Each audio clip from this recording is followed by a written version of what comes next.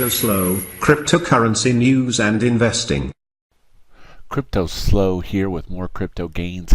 Tonight we're just going to do a quick video on how to withdraw from CryptoBridge.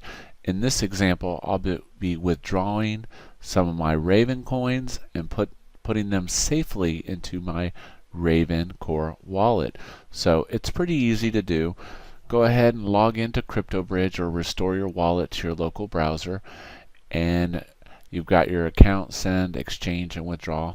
From that point, you're going to click on the withdrawal. You're going to select what you want to withdraw, and in this case, I am withdrawing Raven coin. It says I have 7,074 available. So click the button to open a Raven withdrawal. So I'm going to hit withdraw now. And amount to withdraw, I'm going to go ahead and click on it so that it goes max. Withdraw to address. So I'm going to open up my Raven wallet, going to click on receive, and I already have a address. So I'm going to copy that address, close this, paste in my address.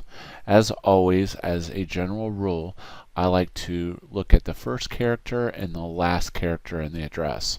That's always a quick and easy double check to make sure R and U. Okay, R and U looks good. Gonna go ahead and hit withdraw. Gonna go ahead and put my password in and confirm the transaction.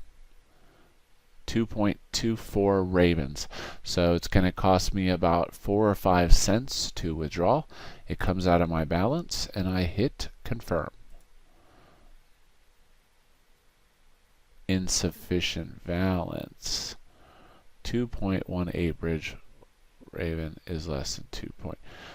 Okay, so let's go ahead and close this. So lesson learned, the withdrawal fee was a little higher, so $7.74. So let's just try it again, but this time we are going to just do $7.70 and 2.18 Raven, not a problem. Try this again, double check my address as always. Wait for the confirmation. Okay. Go ahead and hit confirm. Boom. CryptoSLO 7,067 Raven. And it is connected. And basically, we will wait for our confirmed transaction. That's it. Withdrawing on CryptoBridge. So CryptoBridge to me was a little intimidating, I would say, at first, because of how I didn't quite understand how you have to restore your wallet. But basically, you want to put your wallet on an encrypted thumb drive, and then you plug that wallet in, and you get into the browser, and then you restore that wallet and use the password associated with your account. So it has to be that wallet and that password in order for the login to work. So if I had come to this computer and just tried to log in without restoring the wallet, it wouldn't work properly. So that's it. Hope you enjoyed the video. Hit that subscribe, like, and comment. This is CryptoSLO. If you're not talking gains, then we're not talking.